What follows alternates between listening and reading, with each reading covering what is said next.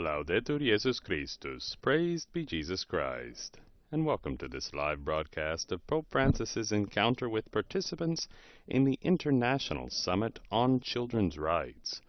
The audience is taking place today in the Clementine Hall of the Vatican Apostolic Palace.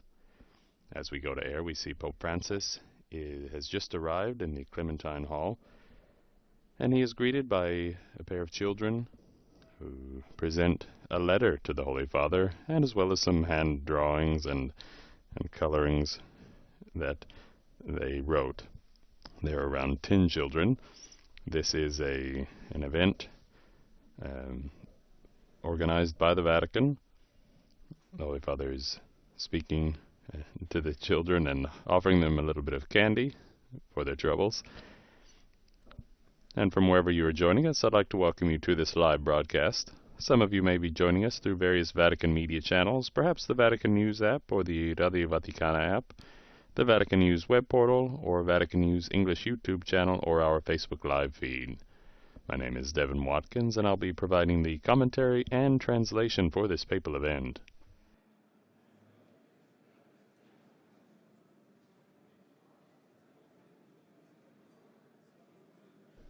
The letter that the 10 children just handed to Pope Francis,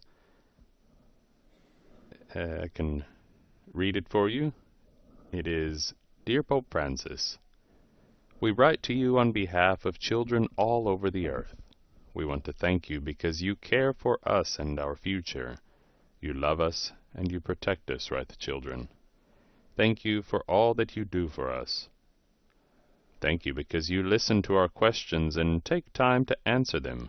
Like on World Children's Day that day, we learned so much, and it was good to hear and understand what you were telling us. That day, wrote the children, we understood that you want our help to change the world.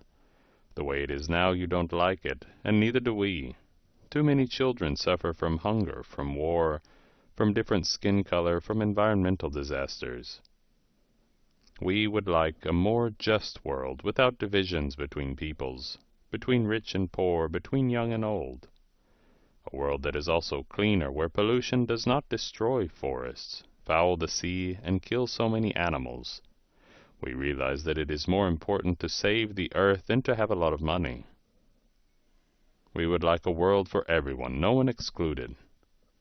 A world where all children, but truly all, can grow up well, study, play, live peacefully. We want peace. We do not want to live in a world with war, say the children. War should not be made. It serves no purpose. It destroys, it kills, and makes everyone sadder. But this still some grown-ups do not know. Together with you, we want to cleanse the world of bad things, color it with friendship and respect, and help you build a beautiful future for everyone. Is it hard? Yes, but if you help us, it will get easier. Your children. Those were the words in the letter written by these children and presented to Pope Francis just now as he arrived in the Clementine Hall.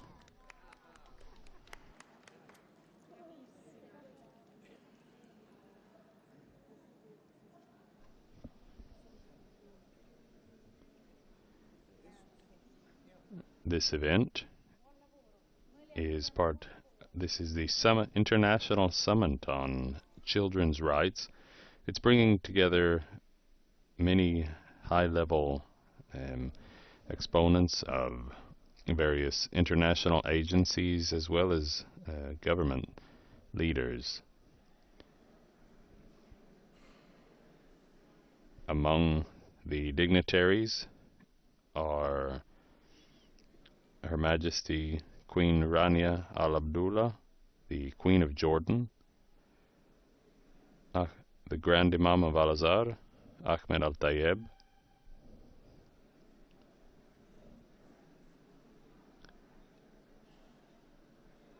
Sheikh Mosna bint Nasser, the President of the Qatar Foundation for Education and Science and Community Development. We see Queen Rania in the images, those of you following on television, she is seated in the center of this round table. Beside her is Antonio Tajani, the Italian foreign minister. Also present at this event are Mario Draghi, the former president of the European Central Bank and president of the and former Italian prime minister. Ecco, vi chiedo una cortesia per gli interventi, che se potete stare nei 4 minuti e mezzo senza sforare i 5, così davvero permettiamo a tutti di poter esprimere la propria riflessione. Su questo vorrei che anche i moderatori dei panel siano molto severi ma misericordiosi.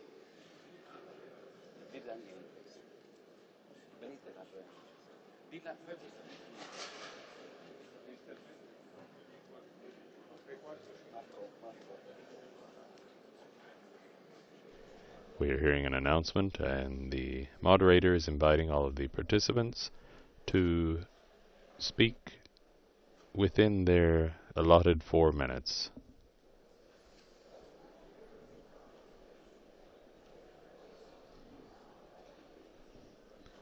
Other participants in this event include Paolo Gentiloni, the president of the UN Task Force for the Debt Crisis, Arif Hussein, the chief economist of the World Food Programme, UN agency whose headquarters are here in Rome,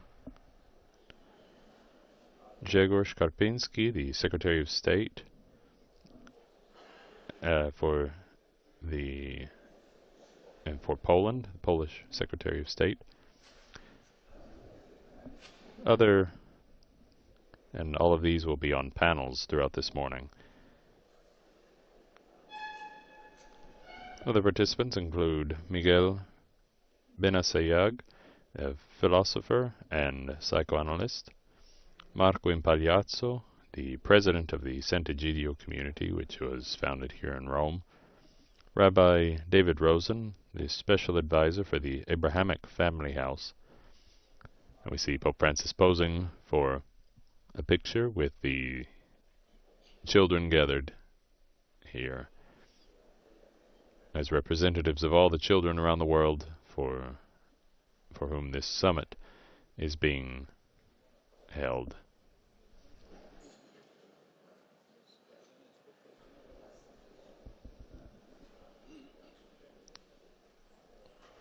Continuing with our list of participants, we have Liliana Segre, the senator for the Italian Republic, Megawati Sukarnor Poturi, the member of the Zayed Award for Human Fraternity,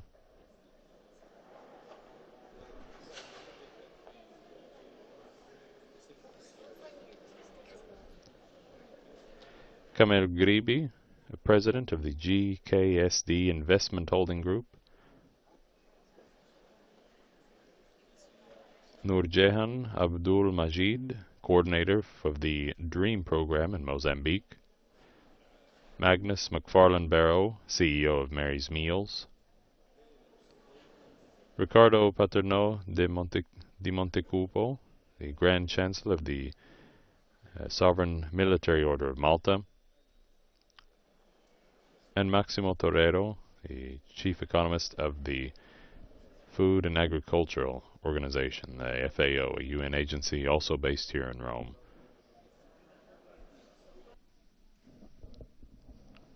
Other participants in a later panel. The Holy Father is now coming into the Clementine Hall. He had been in the antechamber. We hear a round of applause for the Holy Father as he arrives.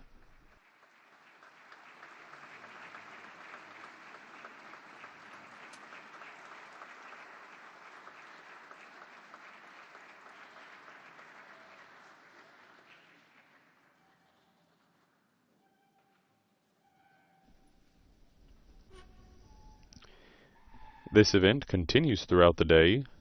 This morning, Pope Francis will be opening the session, opening the work, and after he concludes, we will conclude our broadcast. Well, our broadcast will continue, but we will conclude our ongoing commentary.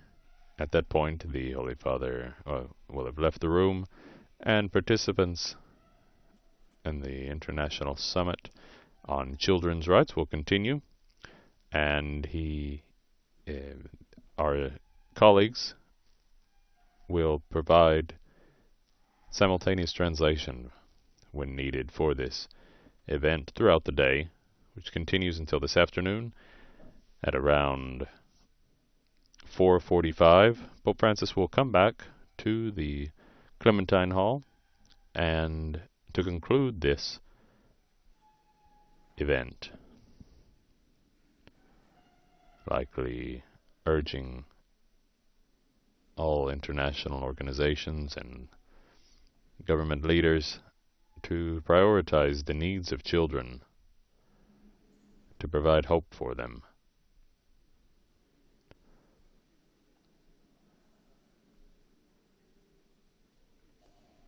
Pope Francis is currently making his way around the table, greeting everyone. You can hear various squeaks from the chairs scraping the floor as Pope Francis stops and greets each of the members of the delegates here at the summit.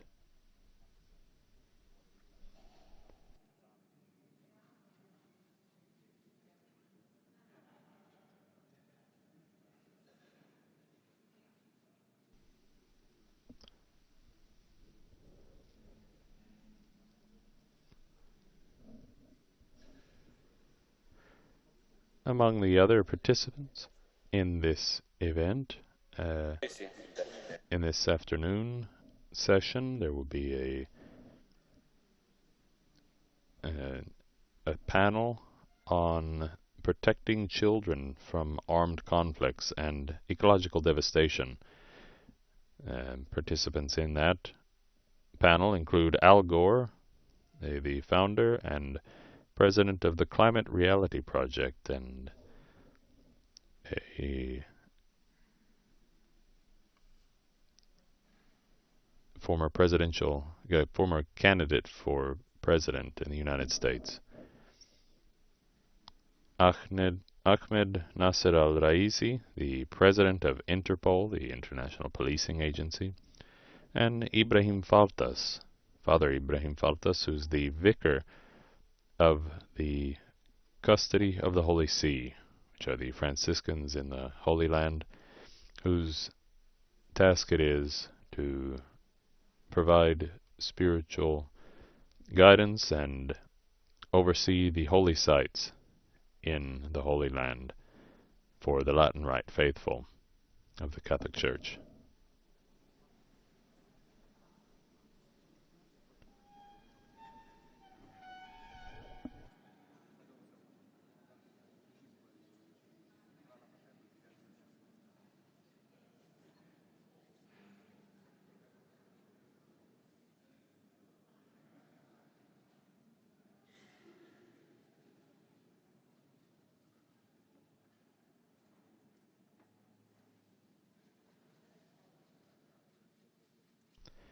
The delegates, this is the opening of the summit. However, delegates were treated to a private visit of the Sistine Chapel, which is part of the Vatican museums, and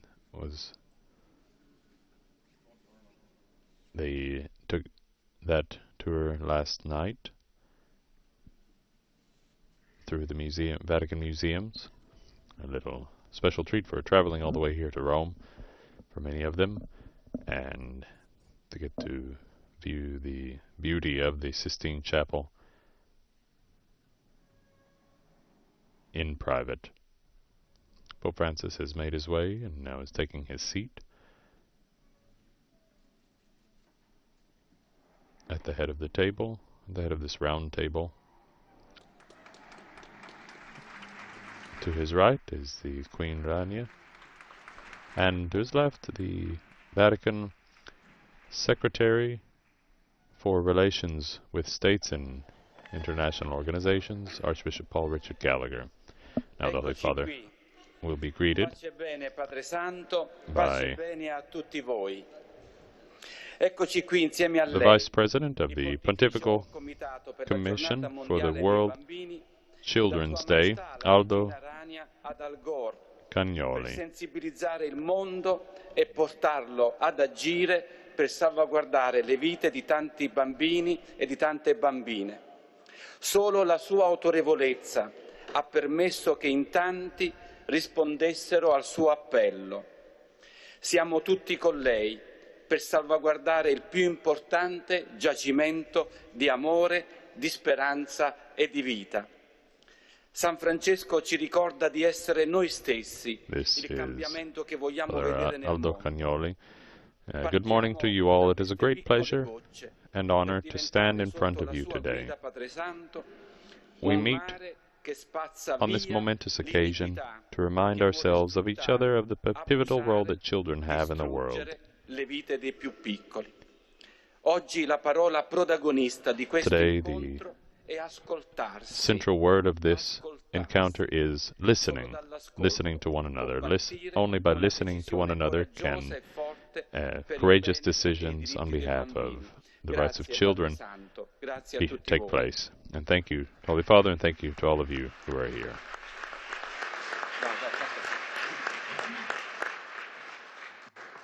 Buongiorno a tutti, grazie e benvenuti. Grazie anche a tutte le persone che hanno aiutato, a volte invisibili ma indispensabili, un po' come i bambini. Good morning to all of you. It's a great pleasure and honor to stand in front of you today. We meet on this momentous occasion to remind ourselves and each other of the pivotal role that children have in the world. We are experiencing time of great unrest, and we are dangerously becoming an exercise to pain, to distraction caused by words, to the death of innocence, among these too often children. As they grow up, we owe children a future in which they can be hopeful. I'm therefore here today to ask you, to beg you, to look within yourself and find the child you once were, and take actions that make the child proud of you. And if you ever find yourself doubting which actions to take in great decisions, let the words I heard once from Pope Francis guide you in this process, and I read it for you. Good judgment, good discernment is not the apparent tranquility of a balance in favor of one-eyed elements, but the sense of hope and peace within us. Thank you.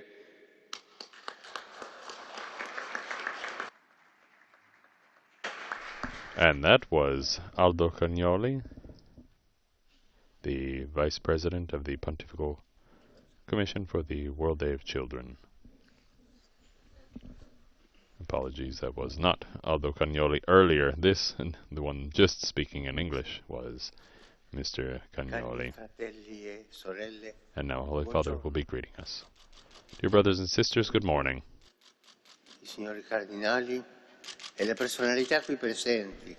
I greet the Secretary of State, the cardinals and the distinguished participants in this World Leaders Summit on Children's Rights, entitled Love Them and Protect Them.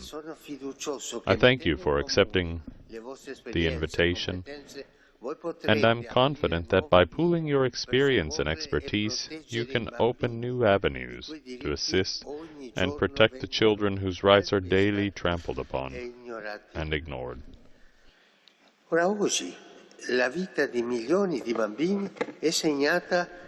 Even today, too often, the lives of millions of children are marked by poverty, war, lack of schooling, injustice and exploitation.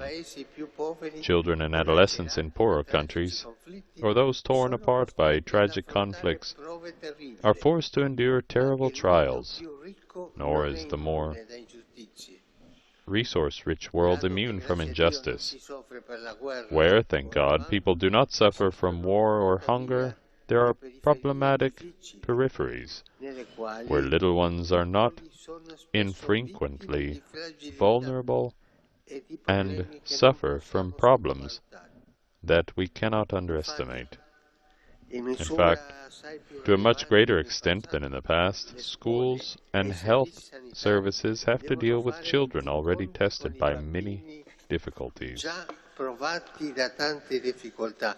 with young people who are anxious or depressed, and adolescents drawn to forms of aggression or self-harm. Moreover, a culture of efficiency looks upon childhood itself, like old age, as a periphery of existence. Increasingly, those who have their whole life ahead of them are unable to approach it with optimism and confidence. It is precisely young people who are the signs of hope in every society, who struggle to find hope in themselves. This is sad and troubling. Indeed, it is sad to see young people who are without hope, who face an uncertain and unpromising future, who lack employment or job security, or realistic prospects after finishing school, without the hope that their dreams can come true. They will inevitably grow discouraged and listless. What we have tragically seen almost every day in recent times, namely children dying beneath bombs, sacrificed to the idols of power, ideology, and nationalistic interests, is unacceptable. In truth, nothing is worth the life of a child. To kill children is to deny the future. In some cases, minors themselves are forced to fight under the effects of drugs. Even in countries without war, violence between criminal gangs becomes just as deadly for children, and often leaves them orphaned and marginalized.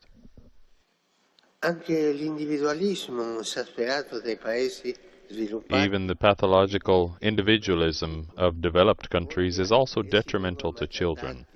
Sometimes they are mistreated or even put to death by the very people who should be protecting and nurturing them.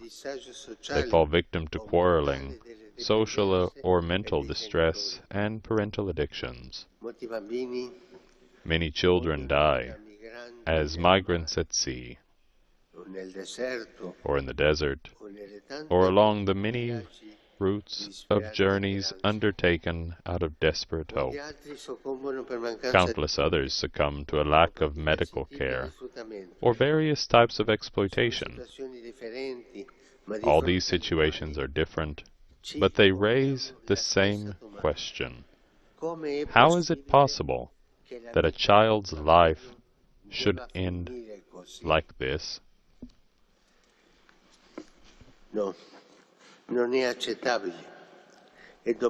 Surely this is unacceptable, and we must guard against becoming inured to this reality.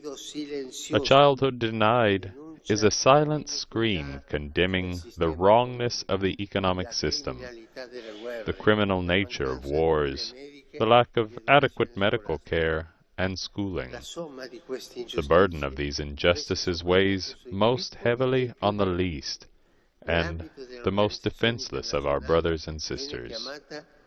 At the level of international organizations, this is called a global moral crisis.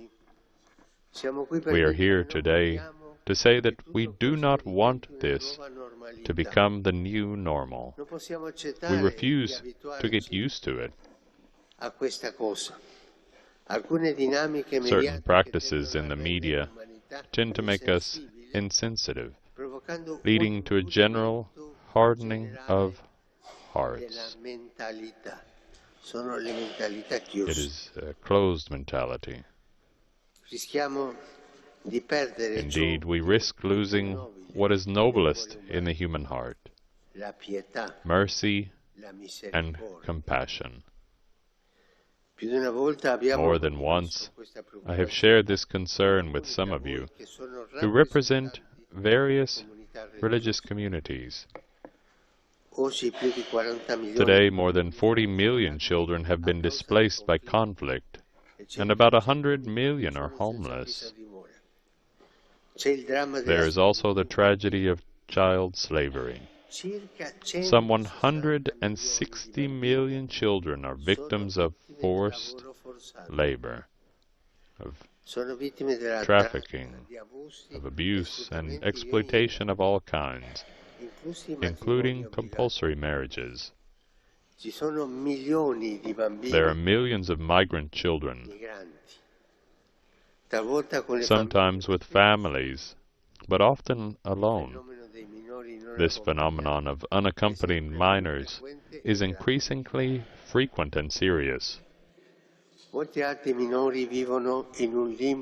Many other minors live in limbo because they were not registered at birth. An estimated 150 million invisible children have no legal existence. This is an obstacle to accessing education or health care. Yet worse still, since they do not enjoy legal protection, they can easily be abused or sold as slaves. And this happens. This happens. We can think of the young Rohingya children who often struggle to get registered, or the undocumented children at the border of the United States, those first victims of that exodus of despair and hope made by the thousands of people coming from the south towards the United States of America, and many others. Sadly, this history of oppression of children is constantly repeated. If we ask the elderly, our grandparents, about the war they experienced when they were young, the tragedy emerges from their memories. The darkness, everything is dark during the war, colors practically disappear, and the stench, the cold, the hunger, the dirt, the fear, the scavenging, the loss of parents and homes, abandonment, and all kinds of violence. I grew up with the stories of the First World War told by my grandfather, and this opened my eyes and heart to the horror of wars.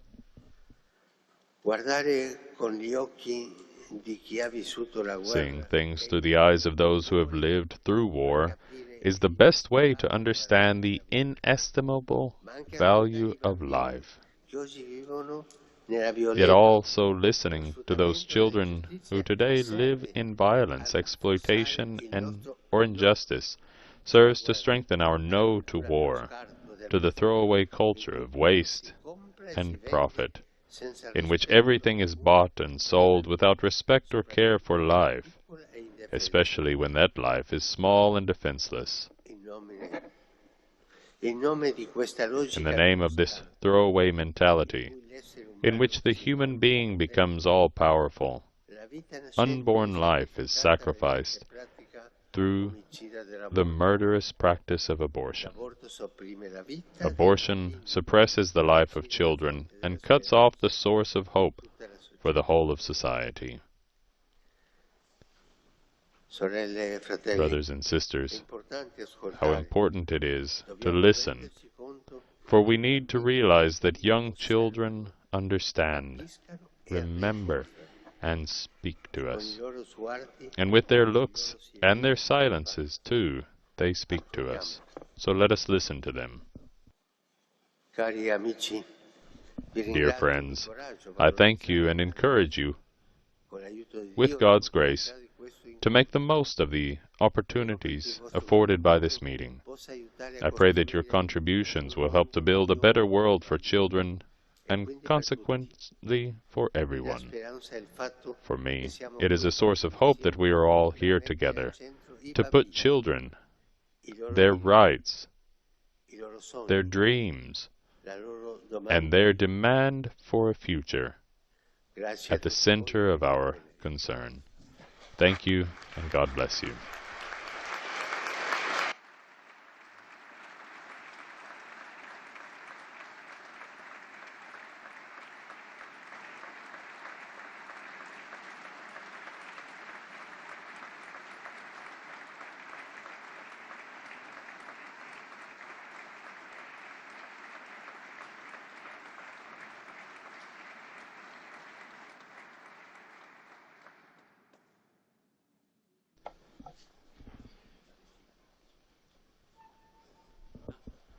And we heard sustained applause for Pope Francis's. Your Majesty, and here is Eminences, Archbishop Paul Richard Gallagher. Ladies and gentlemen, and of course, dear children. It is my pleasure to introduce the first panel of today's discussions, which will focus on the topic of the rights of the child in today's world. The richness of this summit and its discussions is reflected in the broad spectrum of our distinguished guests, allowing us to look at the issue of children's rights from a variety of perspectives and thus to shed light on the most diverse facets. With this, our broadcast will continue. You will hear translation from our simultaneous translators and colleagues, but much of it will be in English. We will be back later this evening with Pope Francis's closing remarks. Of the kingdom of God. Laudetur Jesus Christus, praised be Jesus Christ. Whoever receives one such child in my name receives me, making it clear that all of our actions involving children are also directed towards him. Indeed, the Church has always considered that every effort invested in the genuine development of the child is an invaluable investment in a better future for all of society. As Pope Francis has affirmed, the dignity and rights of children must be protected as priceless goods for the entire human family. Before giving the floor to our distinguished speakers, allow me to make 2 points. The first is that human life is sacred, and each person has the inherent right to life, which is the key to and precondition for all other fundamental rights. All children, even before birth, have the right to life and should be protected from discrimination on the grounds of sex or health. Let us not forget that the choices that societies make regarding the protection of the child in its mother's womb have an impact on the way we see children, indicating the space and importance we are prepared to give them. Looking into the eyes of a child will always help us to recognize the sacredness of and the inherent right of all human beings to life. My second point relates to the family. In contemplating the rights of the child in today's world, it is imperative to acknowledge the significant variety of the circumstances in which children live. That being said, the majority of children are raised within a family. Indeed, every child should have the right to a family, the right to be raised by a father and a mother. The family, as the fundamental nucleus of society, is the primary institution for the protection of children's rights. It is within the family that the rights and the well-being of children are best protected and promoted. This is certainly the case for the freedom of religion.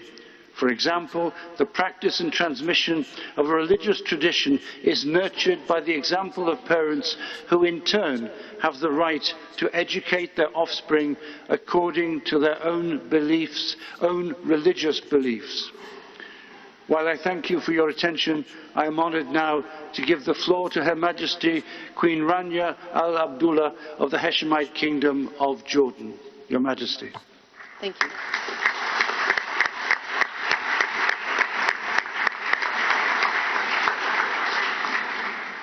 Bismillah ar-Rahman ar-Rahim.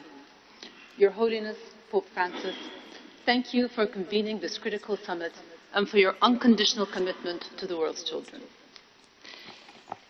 Years ago, you published a collection of letters from boys and girls around the world, along with your responses. In one of them, a young refugee, Muhammad, asked you, "Will the world be again as it was in the past?" He wanted to know if his life would ever be the same. It is a question that plagues millions of children whose entire worlds have been turned inside out by war, and it is one with no easy answers. The Convention for the Rights of the Child is the most widely ratified human rights treaty in history. In theory, the consensus is clear: every right for every child. Yet, so many children around the world are excluded from this promise, particularly in war zones. Worse yet, people have grown desensitized to their pain. Today, 1 in 6 children on Earth live in areas affected by conflict. 1 in 6. Every day, dozens of them are killed or maimed. They are robbed of every right to life and security, but also to education, health, privacy, and protection from abuse. Anyone who has ever cared for a child understands the instinct to shield them from distress. But in the rage of war, there is no protecting children from humanity's cruelest impulses. Our worst nightmares become their daytime. In every news report or video flagged sensitive on social media, they are there, bleeding and covering their ears after an airstrike, burned so badly their own parents can't even recognize them, taking in horrors that have been blurred from our screens for our protection. Think about that. Their lived reality is deemed too graphic for even adults to watch. So the youngest victims of war are robbed of their most basic human right, the right to childhood. And this crime is rationalized with yet another, expelling them from the realm of childhood altogether. They are demonized, aged up, portrayed as threats, or simply dismissed as human shields. From Palestine to Sudan, Yemen to Myanmar and beyond, this unchilding creates chasms in our compassion. It stifles urgency in favor of complacency. It allows politicians to sidestep blame, to put narrow agendas above collective obligations. Your Holiness, soon after receiving your invitation to attend the summit, I read a shocking study on the psychological state of Gaza's most vulnerable children. 96% reported feeling that their death was imminent. Almost half said they wanted to die, not to become astronauts or firefighters like other children. They wanted to be dead. How did we let our humanity come to this? A status quo that deems some children's suffering acceptable based on their name, faith, or the land of their birth, where every child's fate depends on where they fall on some artificial line between our children and theirs. Without equal application, global commitments ring hollow. Because if a right can be willfully denied, then it is not a right at all. It is a privilege for the lucky few. As this day proceeds and children's rights are explored from every angle, we cannot lose sight of those who wake up every day and wonder, will the world be again as it was in the past? Your Holiness, your answer to Muhammad's question was this: no, when the time comes, the world will not be as it was. It will be far better than it was in the past. That beautiful vision is still entirely within our grasp, but only if we make it so. Every right for every child. That is the promise the world made to the children with disabilities, the refugees, the orphaned, and the abandoned. whether they are missing their 2 front teeth or have lost limbs to war wounds. Every child has an equal claim to our protection and care. No exceptions, no exclusions, no preconditions. Thank you all very much.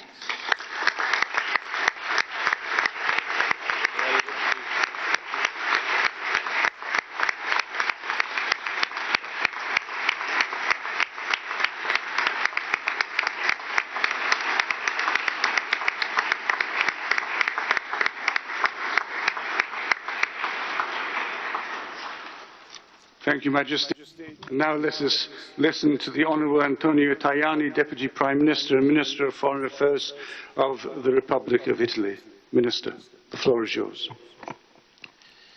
Santità, Your Holiness, noi viviamo we due drammi are experiencing 2 major dramatic situations when it comes to children across the world. One situation is going on in the rich Western world, in Europe, where we seem to be lacking a soul, and where there is a demographic crisis underway. Children seem to be the object of amusement. There are less and less of them, and we too often settle with them smiling. Just because you give them a gift, a present, or a 50-euro banknote to go out with their friends. But perhaps it would be best to give them an hour to talk, an hour where teaching them, strengthening the role of the family, starting from the grandparents who can really pass down true values and properly care for their children. And we must also make sure that youths in our society should understand that it's best to practice sports than playing video games.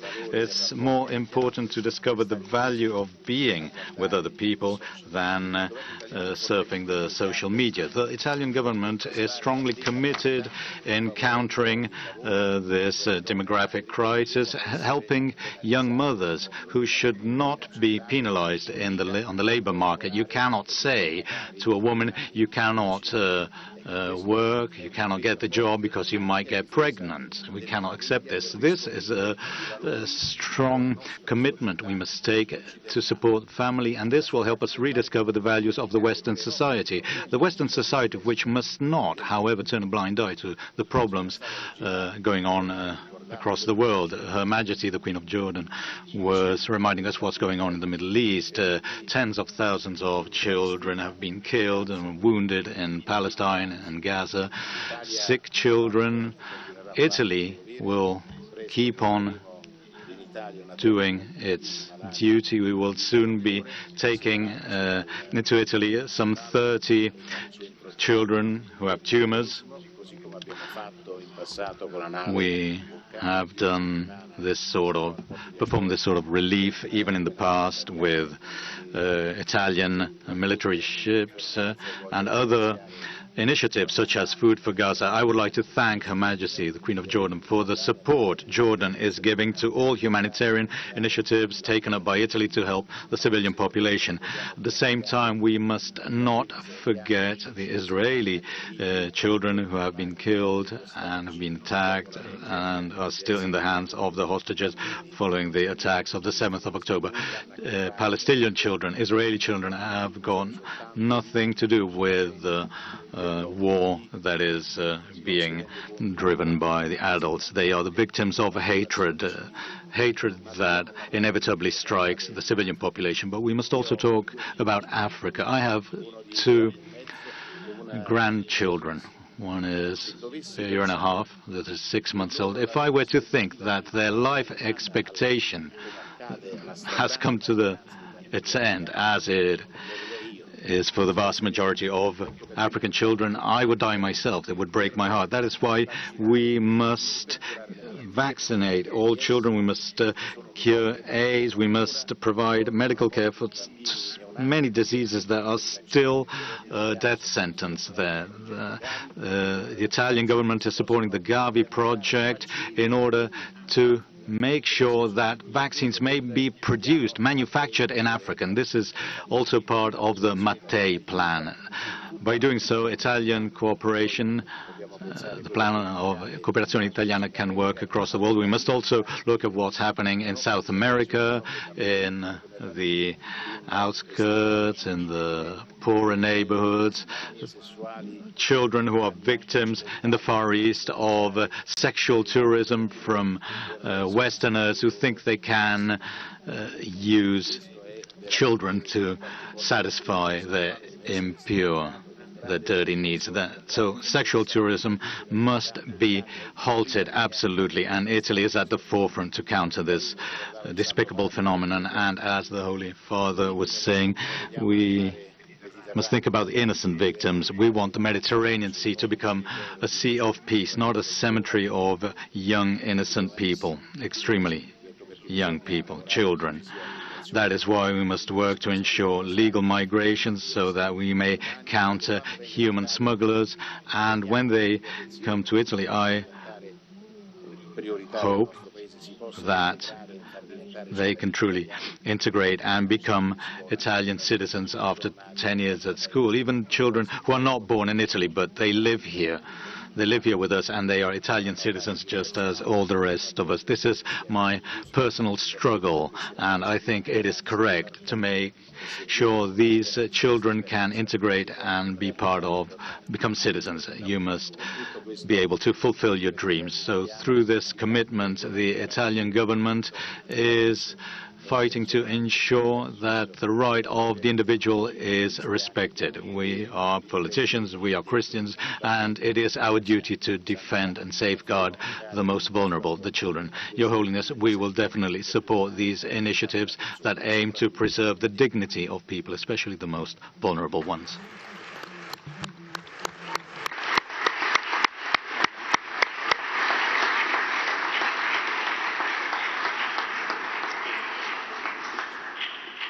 Grazie, Minister Tajani. Thank you, Minister Tajani. And to His Excellency Mamadou Tangara, Minister of Foreign Affairs, International Cooperation and Gambians Abroad of the Republic of Gambia. The floor is yours, sir. Thank you very much. Your Holiness, ce matin, je me suis réveillé, je me suis dit que je ne vais pas lire mon discours.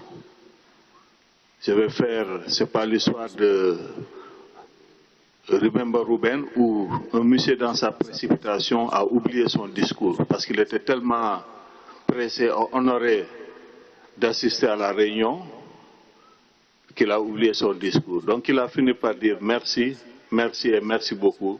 Donc je pourrais dire merci et merci beaucoup au pape. But to be on a more serious note, I'm from the Gambia, a country known for its peaceful nature. A country that is the headquarters of the African Commission on Human and People's Rights. A country that is co-chairing the platform of children affected by conflicts. A country that is chairing the OIC, the Organization of Islamic Cooperation. And today when we see what is going on in Gaza, when we see what is going on in Ukraine, it's a call to our humanity. I decided not to read my statement because yesterday evening I attended a program of the Unbroken Kids Alliance. And there I saw a true superhero, a young man called Romchek. The superheroes are fictional figures, but he's a living superhero affected by the conflict in Ukraine. His face completely changed. But when I shook the hand of that young man, I felt the warmth, the humanity in him, the desire to live. There is a great South American Zapata who said that vale más morir a pie que vivir de rodillas. When I saw this young man, I saw in him the resolve not to live on his knees. And he gives hope, not only to the children of Ukraine, but to South Sudan, to the children of the Rohingyas, to all children affected around the world by conflicts. I come from the Gambia, a country where, like in many parts in Africa, it takes a village to raise a child. But it also has its own disadvantage. When you succeed, your success is the success of the community. But when you fail, your mother has to bear that burden. And that's why whenever I'm in such kind of gathering, I want to pay tribute to my mother, to both of my parents, because none of them went to school, but they had the vision to send me to school. And going to school, I did not even understand why I was going to school. I would rather prefer staying home playing. But my father motivated me, telling me that if you are first in your class, I will get you a bicycle. And I worked hard. And I was several times first in my class, but I never got the bicycle. I went to I got my PhD with the highest distinction, no bicycle. I went to him, I said, you owe him a bicycle. And that's why when I got the Population Award of the United Nations, the money they gave me, I bought a container of bicycle which I distributed around the country. Though I still cannot ride a bicycle. Sometimes in my dream I see myself riding a bicycle. But this is just to say that we want to commend His Holiness for many initiatives. One of them, Scholars Occurrentes, which gives the children the possibility to meet, to encounter, to talk to each other. Because the more we talk to each other, we understand each other, and we put emphasis on the things that would bind us together than things that will divide us. And that brings to my mind the work of a great African thinker, Amadou Hampâté, the one who said that quand un vieillard meurt en Afrique, c'est une bibliothèque qui brûle. He said that la beauté du tapis persan vient de la variété et de la diversité de ses couleurs. The beauty of the Persian tapestry comes from the beauty and the variety of scholars. Your Holiness, we want to thank you, and we are grateful to you for affording us this opportunity to reflect on the state of the world's children and share experiences and concerns, exchange ideas and visions about their future, destiny, and potential as future leaders. If we work together, we can create a better world where no one is left behind, and we can avoid having more wrong check. I thank you for your kind attention.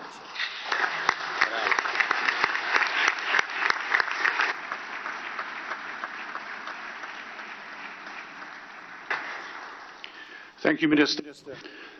And now it's my pleasure to give the floor to Her Excellency Mamadou Megawati Soekarno-Putri, the 5th President of the Republic of Indonesia. Madam, you have the floor.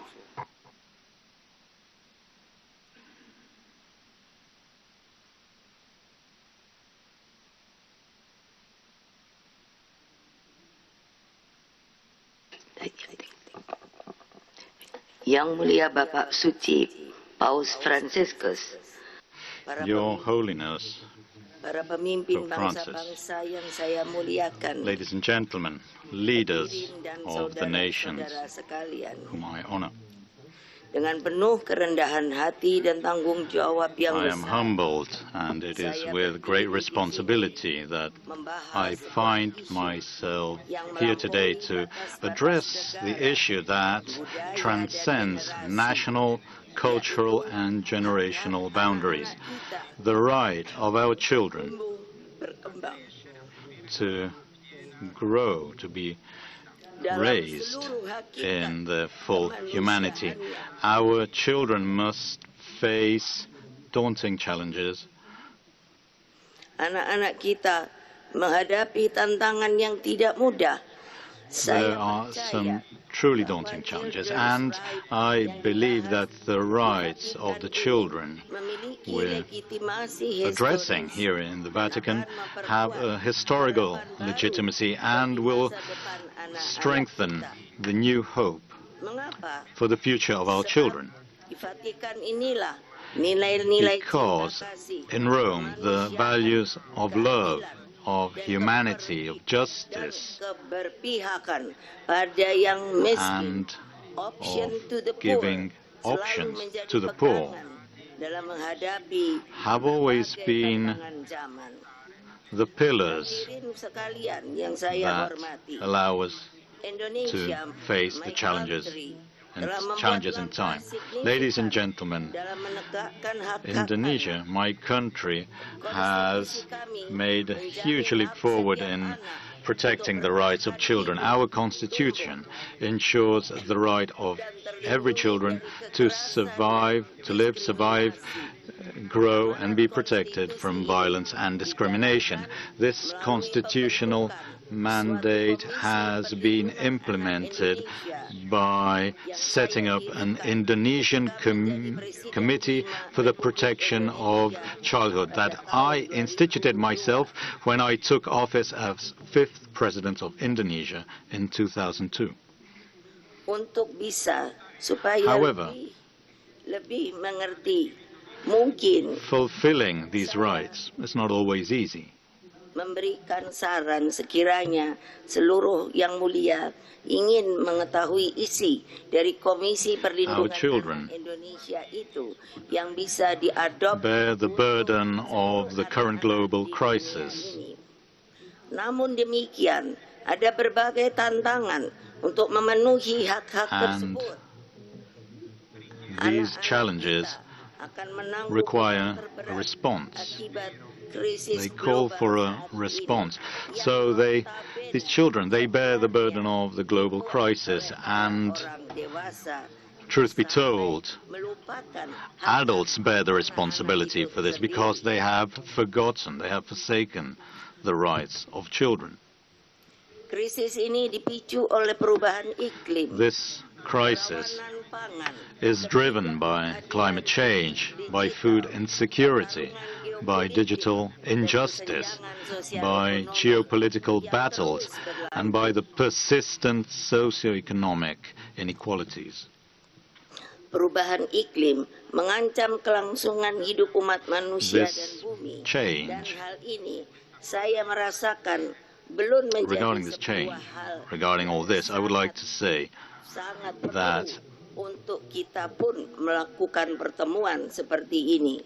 This is not an issue we always address. I have talked about this with the Holy Father.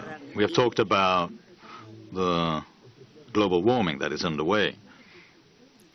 Karena beliau pun mengatakan keresahannya terhadap masalah global warming tersebut.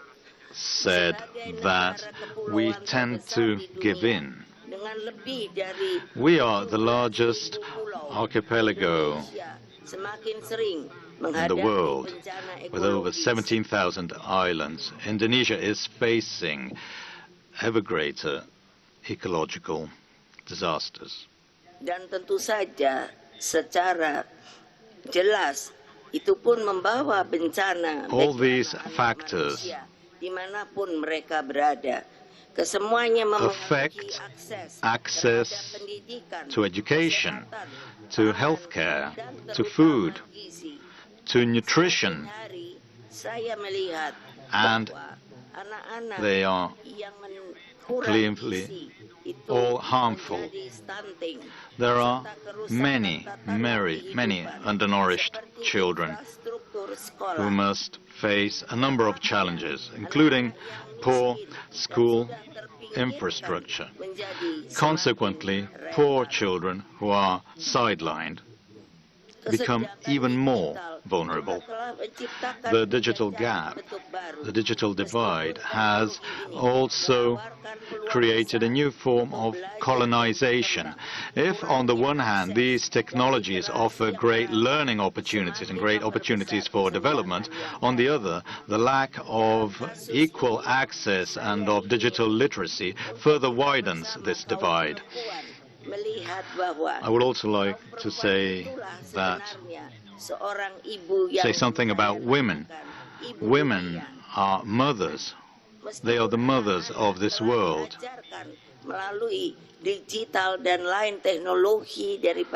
Despite children receiving digital education, despite these children being immersed in this technological world, regardless of all this, it is the mother, it is women that can truly hand these children the values of humanity. Dear guests, dear participants, amid so many issues, the foremost model for our children is the value of tolerance. We must give value to tolerance, to respect, to reciprocal respect. In Indonesia, this derives from the Pancasila ideology. It is the ideology of the country, of the state. It is the foundations, the philosophical foundations for lifestyle, for a new, peaceful, equitable and fair world order. The Pancasila was first mentioned by Soekarno, Bung-Karno, our first president of Indonesia, the father of the nation. It was an offer to Indonesia, to the world, to break free from imperialism and colonialism, as he said when delivering his speech at the United Nations on the 30th of September 1966. The title of that speech was Building a New World. The Pancasila consists of 5 precepts: divinity, humanity, nationality, democracy, and social justice. Pancasila represents the real educational and humanitarian foundations for our children, and it can be used, it can be studied to better understand how we can protect our children across the world. Holy Father, dear guests, dear participants of this summit, I think that conveying the values of the Pancasila is paramount to create the personality, to shape the personality and identity of a nation. Our children will be the future leaders in a complex and pluralist world, and upholding the values of humanity, equality and justice. Through education, they must be able to dream with no limits, because Bung-Karno, President Karno, once said, if you have limitless dreams, humanity can go no further. And President Sukarno told the young Indonesians, hang your dreams high up in the sky. If you fall, you will be falling among the stars. And he also said to give courage to all young people. He said, give me 10 youths and I will change the world. And for me, for us, for the Indonesian people, this is a valuable teaching. It has always driven us, supporting life. Your Holiness, dear participants, whom I all respect, let's work together for the sake of our children, for the future of our children, not just on paper, but actually getting things done. We must foster, we must support their trust, make sure they can have faith in us, so we can build their dreams, so that we may all be healthy and free from fear. I hope that this commitment can include all countries. We live in one world altogether. We all share the same world, and children share the same future. bumi yang lebih So all world leaders must work together to build a better shared world with greater justice for all, that ensures well-being for all. And all peoples of the world must be free from discrimination, including religious discrimination. Thank you.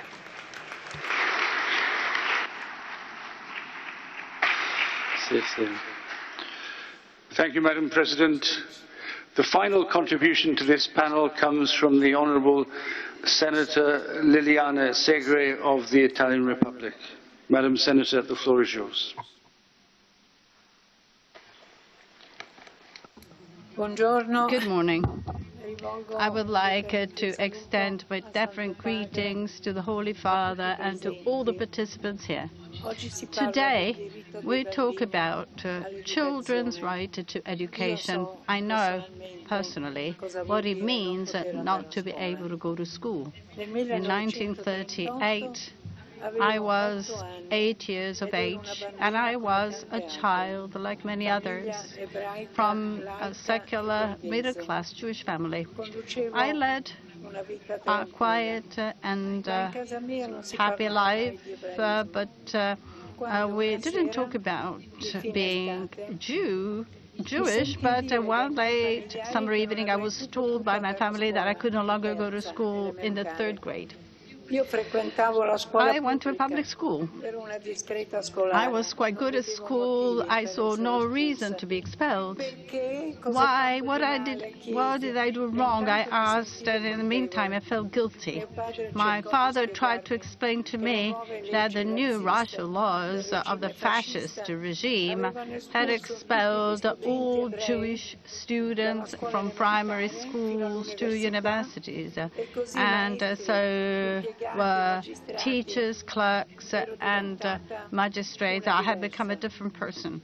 Suddenly, I was no longer what I had been before. We were surrounded by indifference that sometimes is even worse than violence. This is the reason why that as an adult many years later, I wanted to have the word indifference written at the entrance to the Shoah Memorial in Milan. The memorial was born on the tracks under the central station of Milan, from where convoy that deported me to Auschwitz with my father left in 1944. I was 13 years of age. The word indifference remains as a message to the students who come to visit this place and who today can go to school. I ask them not to look the other way, to make a choice, to understand what it means to accept without reacting that someone is hunted down, deported, and killed just for the guilt of being born.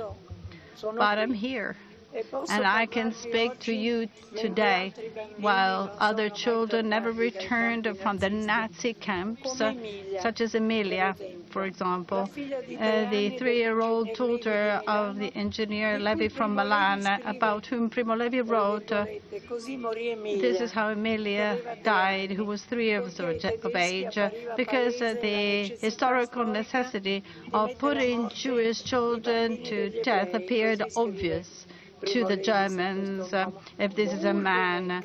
Or Hubenek, another child mentioned by Primo Levi, who could not speak, had no name, and became the symbol of this silence, of the invisible children of yesterday and of today.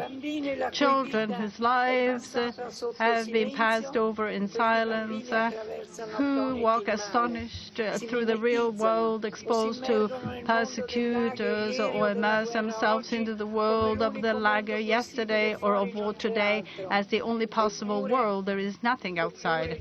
Or yet they seek forms of resistance and survival, showing extraordinary resilience. Where a human life, especially a child's, is affected, a little of our hope and humanity is extinguished. Too many of the world, 150 million children do not go to school.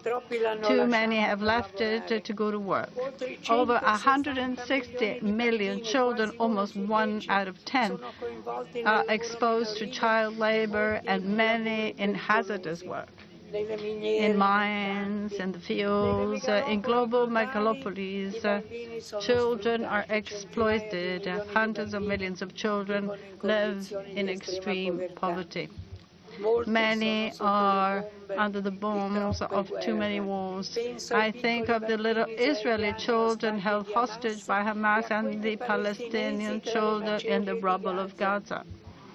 Others, at least 250,000, fight wars that they did not choose. And then there are the young refugees, uprooted from a land they can no longer call home, abandoned in a world that seems to have forgotten their existence, without housing or schooling.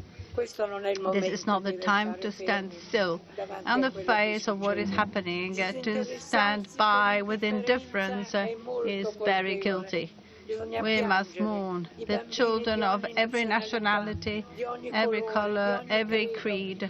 All children are sacred and must not be touched for any reason. In my life, I have renounced revenge and rancor. I testified the value of life. I have certainly not forgotten, and I continue to speak as a reminder of how much violence humanity is capable of. However, I know that when you give way to hatred, we pollute human coexistence. This is what I try to promote even today, at a time where there is so much hatred around me. I am the oldest woman in Europe to be under police protection, and I'm insulted and threatened without having done anything. I would just like to suggest that if the stories of children's pain and injustice around the world were used only to remind us of one-sided suffering, however grave and immense, they would lose their meaning as a universal event. If we sided only with some children, forgetting the others, we will betray them. When, on the other hand, through the Shoah, we recognize all the unjust suffering and all victims of unjustified violence and hatred in every part of the world, of every people, ethnicity, or religion, the Shoah retains its universal reach, its capacity to speak to all, and from compassion for these children comes infinite compassion for all the children of the world. I see so many countries represented here and so many different backgrounds. We must unite in rejecting hatred and in defending and protecting all children of the world. Thank you.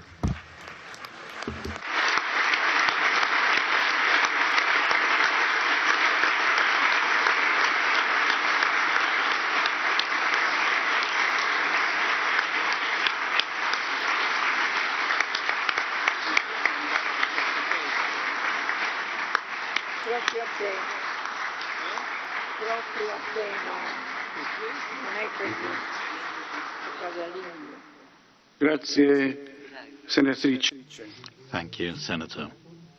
I'd like to thank all the participants from our first panel for their insights. Let us now move on to the second part of our discussion, which is dedicated to the importance of investing resources in children.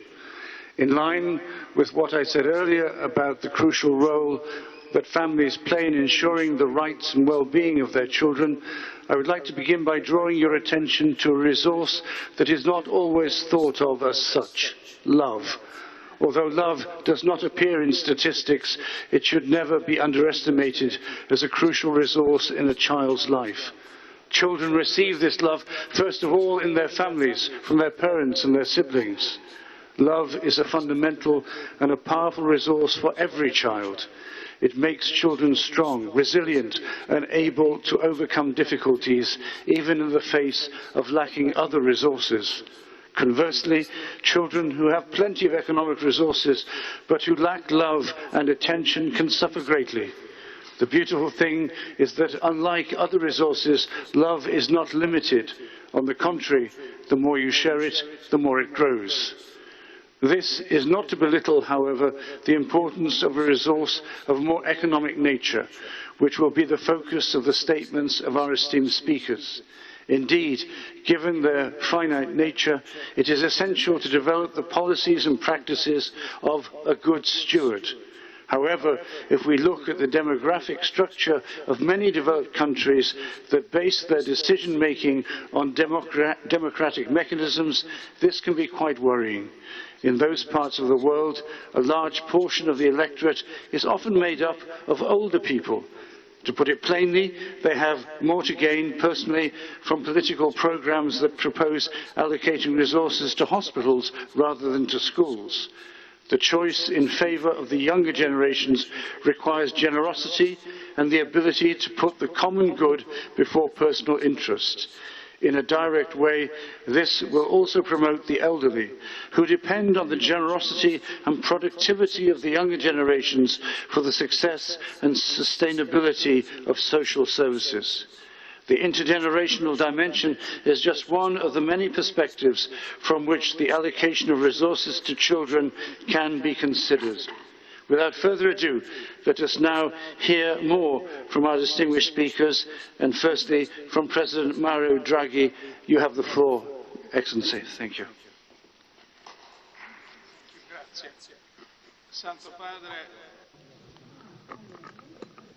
Holy Father, Your Majesty,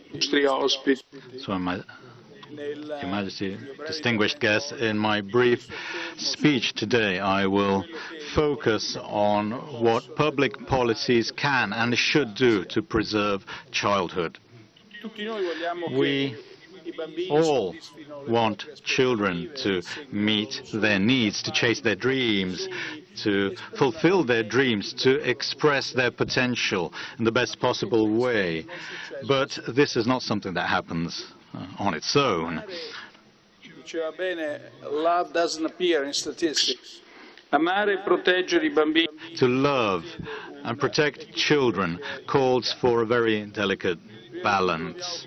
First of all, we must constantly strengthen the social presence, the economic and legal tools that can protect the younger from the hazards they may encounter, but we must accompany them to a full independence and do so without being patronizing. We must do it with the due knowledge.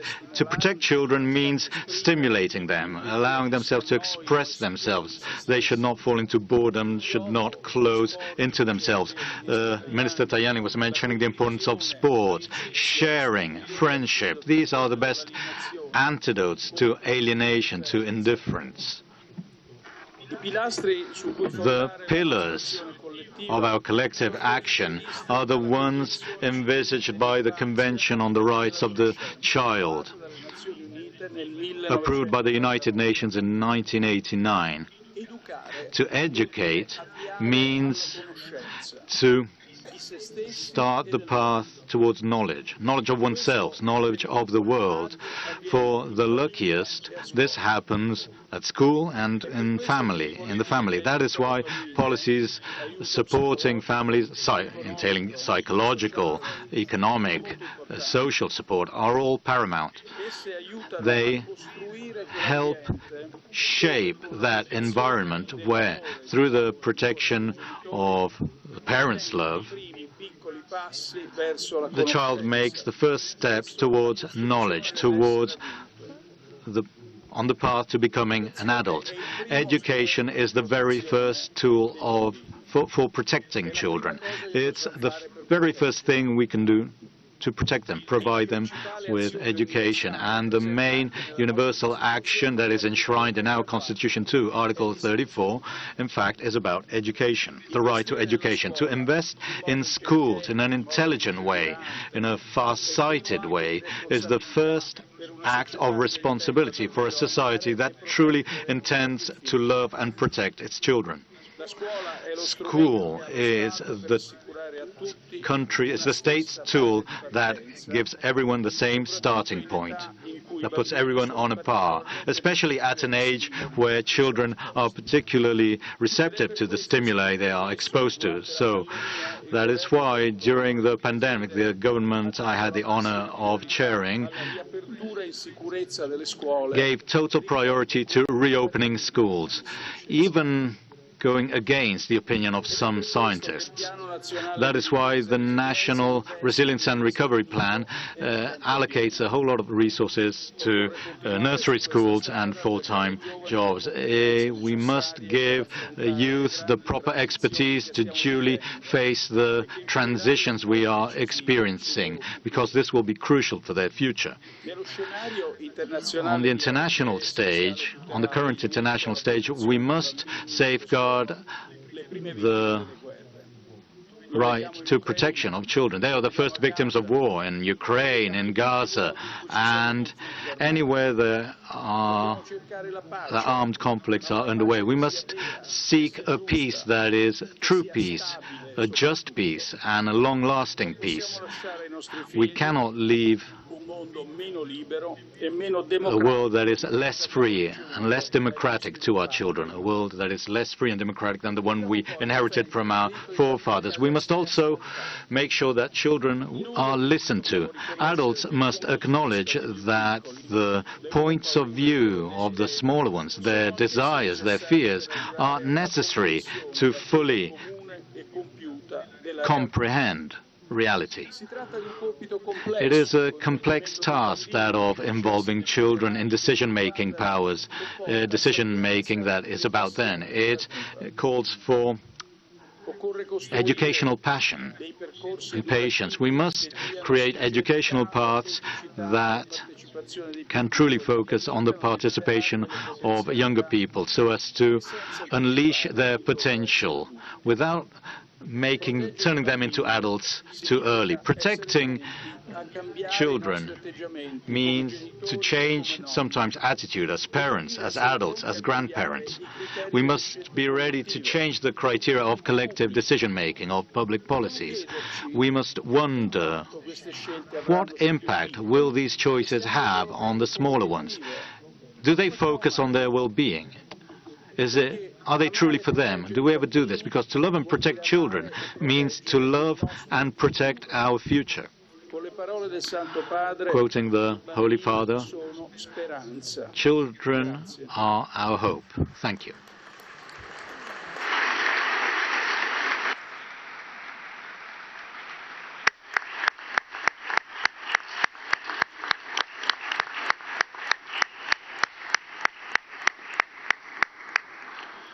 Grazie, signor Presidente. Thank you. I now pass the word to the Honourable Paolo Gentiloni, who is presently co-chair of the Task Force of the UN on Debt Crises. Grazie. Well, thank you, Holy Father, ladies and gentlemen. I think that this summit is really very important to converge in the idea that investing on children is instrumental in investing on our future. We do not have to conceal the difficulty and the alarming situation of the economy. So 1 billion children and adolescents live in one or more dimensions of poverty, lack of food, water, housing, school. And among them, 300 million live in conditions of extreme poverty, so with less than $2.15 American per day. And this is also true in Europe, even in Italy, so there is a poverty risk that involves one child or one adolescent out of 5, but the true problem is in the poorest countries more exposed to food insecurity, climate change, and other crises. In countries where the percentage of children, adolescents is going to be higher in the next few years with respect to the rest of the world. So I think we have to concede that this reality is becoming even worse after years in which the conditions of the world had led to a gradual reduction of poverty. So not everything depends on growth, but global growth is slowing down much below the objective of the 2030 UN agenda that for the poorest countries of the world it is 7% per year. And recent decisions of freezing international aid on the part of the largest economy of the world may even deteriorate the process of poverty reduction. The most exposed countries are countries where public finances are under pressure. The interest to repay that costs 2 times as much as 15 years ago. Many of these countries have debt sustainability problems. In countries in debt distress, there are 400 million children. And these are the countries where, from the point of view of population pyramid, the share of children and adolescents is higher.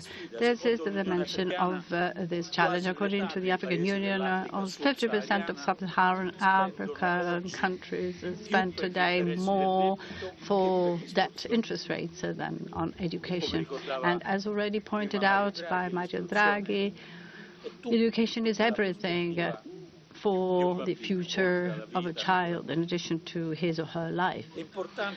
So today it is important to focus our attention and the UN attention on debt crisis in line with the appeals of the Holy Father of the Church. For example, there was a UN initiative in the late 90s that was in line with the campaign of the Jubilee of the year 2000 that led to one of the greatest achievements of the last decades, the revision of the debt for the 40 of the poorest countries in the world. So I think we should orient our actions even now that there is a kind of contrary wind. So we have to be aware that investing on children is an imperative dictated by love, compassion, hope, but it is also a great economic and social opportunity. UNICEF, with its proposal, Children Debt Reset, proposes to eliminate that in the countries that use resources saved on education, health, social services for children. These are proposals that have to be considered in order to include children's rights in the general chapter of sustainable development and resources. Thank you.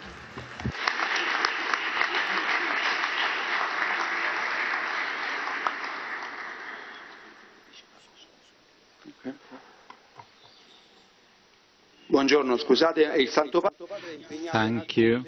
The Holy Father has to temporarily leave us for other commitments. He will join us again in the afternoon.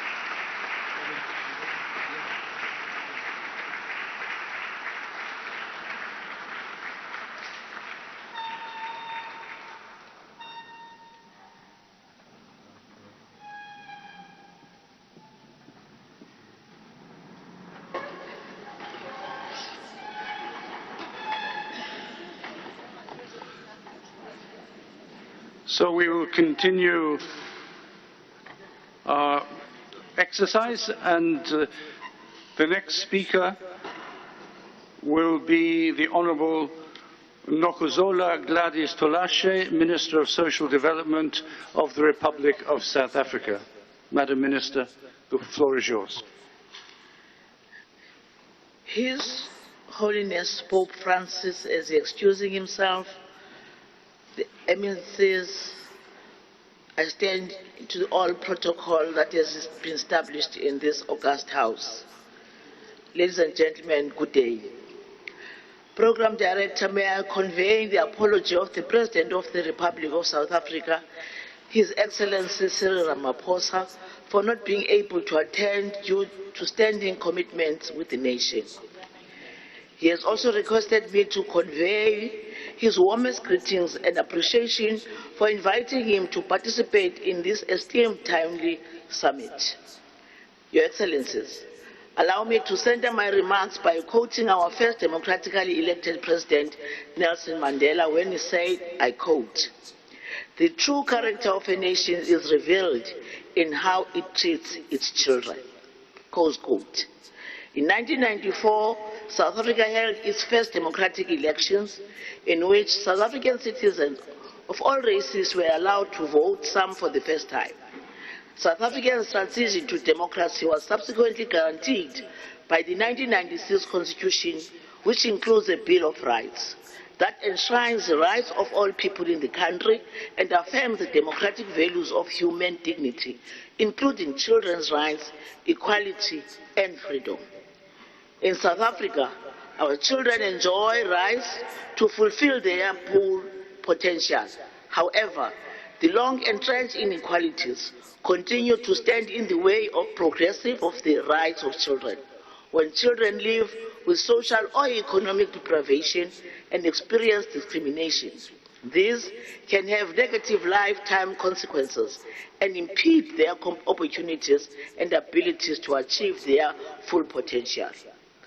Our government of the Republic of South Africa is committed in realizing the rights of all children to survive, as well as to develop and exercise their full potential as actively engaged citizens to engage transformation. It has undertaken to do so through the effective execution by a capable developmental state of its treaty, developmental, constitutional, and national policy commitments to realize the rights of our children. South Africa subscribes to the African Charter of Rights and Welfare of Child as a regional human rights instrument addressing issues of particular interest and importance of children in South Africa. We therefore applaud the organization of this World Leaders Summit on Children's Rights for the historic vision in advocating for the rights and dignity of children.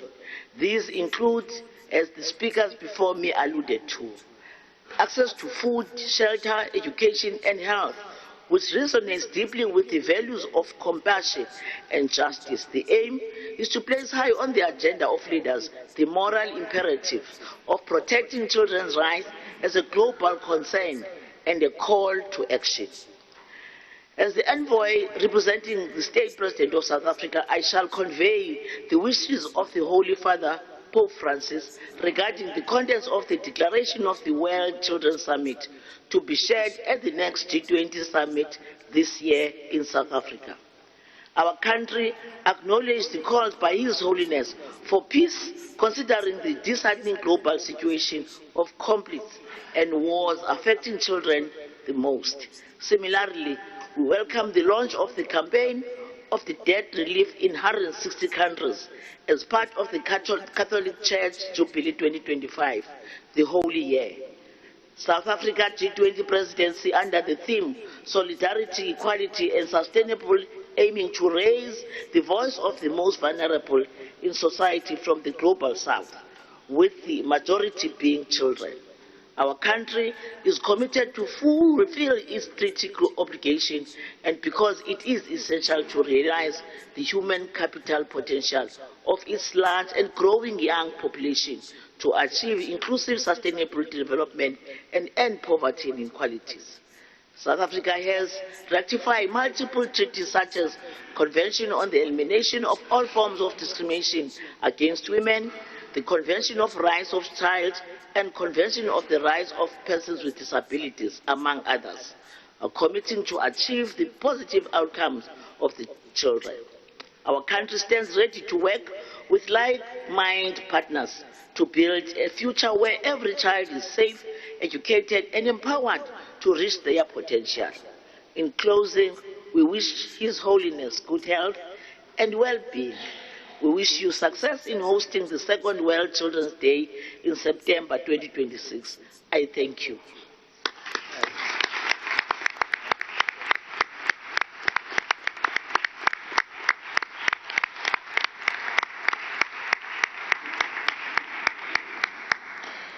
Thank you, Madam Minister. And now the final contribution to this second panel will be made by Mr. Hussein Arif, Chief Economist of the World Food Programme. The floor is yours, sir. Thank you. Your Majesty, Cardinals, Excellencies, ladies and gentlemen, really honored to be here. I wanted to start out by describing the state of our world today. A few numbers. Extreme poverty, there's 700 million people who go to bed hungry, 700 million people suffering from extreme poverty, 300+ million people who were okay, but then something happened, like a flood, like war, and because of that, they became hungry. 150 million children are stunted, meaning they're too short for their ages. 50 million children are wasted, meaning they don't weigh enough for their heights. They call it skin and bones. And then there are about 120 million people who are forcibly displaced from their homes. Who makes the majority of these people? It is the women and children, for no fault of their own. And if I can say that probably the biggest problem is that our indifference to this pain and suffering kills more people than bullets. This is the state of our world in the 21st century, a quarter into 21st century. Why? First and foremost, wars. 65% of the people I'm talking about, they live in places affected by wars. Second, natural disasters. Look around you. Both the frequency and the intensity of these natural disasters has increased sharply. And third, the economic marginalization and growing inequalities and growing debt. More than half of poor countries today spend more on their debt servicing than their health and education sectors combined. What can we do about all of this? First one, very simple.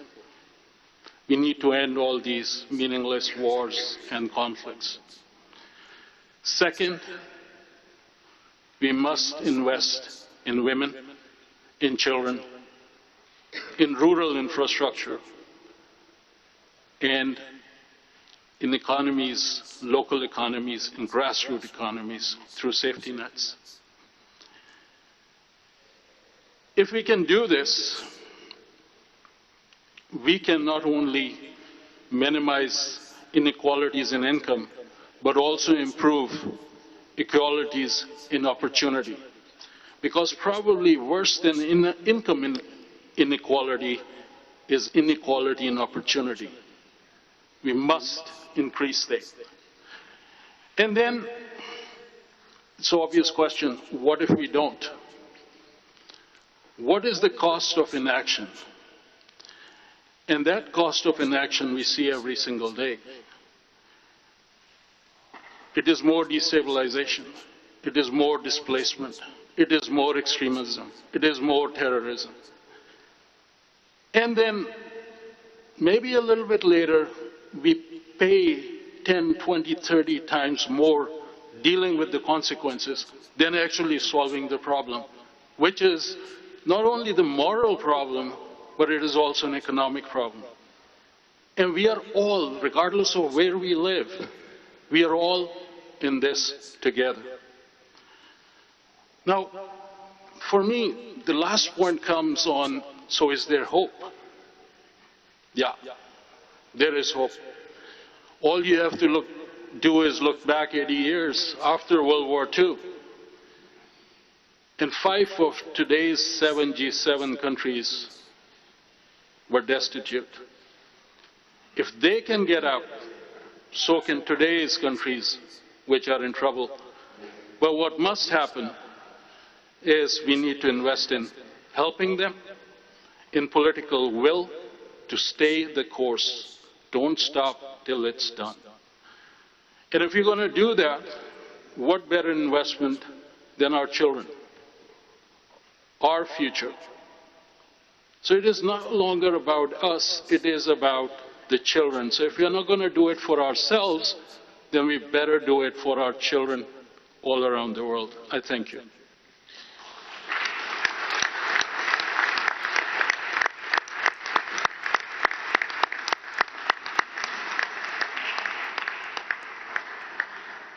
Thank you very much, and that contribution concludes our second panel on the children's right to resources. The third panel is introduced and entrusted to Bishop Paul Tai, Secretary of the Dicastery for Culture and Education. Your Majesty, distinguished participants, good morning. This is a panel that's going to focus on the child's right to education. Many of our speakers have already spoken eloquently about the importance of education and the terrible injustices that emerge when children are denied an education. In a sense, the right to education goes to the heart of our commitment to promote the full dignity and worth of a child. Those of us who have been privileged enough to work as teachers know something about the transformation that happens in education. It's a grace, it's a privilege to see young people come alive, young people achieve their own potential. And in a sense, education always seeks ultimately to draw out from the child his or her innate capacities, gifts and imagination. This is essential because it allows the child to achieve his or her own fully personal potential, the potential to achieve human agency, to take responsibility, to achieve a certain economic autonomy, to shape his or her future with freedom and wisdom, to live in ways that are healthier and that seek to promote well-being. These are the achievements of education for the individual, but these are achievements also that contribute to the well-being of human society. The child who achieves his or her potential becomes a person who contributes to the common good of our world, to his or her family, to a local community, to a nation, and to a global community. We see associated with education economic and social progress. We know that the educated become better citizens who make informed choices, who can promote democracy, and who can establish equitable systems of justice. We know also that good education is associated with good healthcare outcomes. It's not necessarily that we have to balance. Investing in good education will itself bring healthier outcomes for our society. And also we know that good education is associated with peace and stability. People learn to see and to understand others as different. They grow in tolerance and they grow in solidarity. That's why, for many reasons, education and the establishment of schools and universities has been a priority for the Catholic community for so long. It's one of the ways in which we express God's love for people by offering them a good education, offering that education to all. But we recognise also that the achievement of good education is something that requires a broader coalition. Pope Francis in 2019 established a global compact on education, inviting together all those people from different sectors, from institutions, from different activities, who have a part to play in ensuring that we have a seamless offer to young people that promotes their well-being, that promotes their better education. And I'm very pleased that in our panel today, we will have representatives speaking from those different aspects of human experience, highlighting together our shared commitment to promote the education of all children. And so it's my pleasure to invite our first speaker, Gianni Infantino, the President of FIFA, to speak from the world of sport about the contribution to education. Thank you very much, Monsignore, Your Majesty, Excellencies, ladies, gentlemen. Well, I cannot start speaking without putting something here on the table. And what looks actually like a simple ball is a magic object. Because if you look at your faces, when I took out this ball, well, there is a smile in your face. And the same smile is on the faces of every child all over the world whom you give such a ball.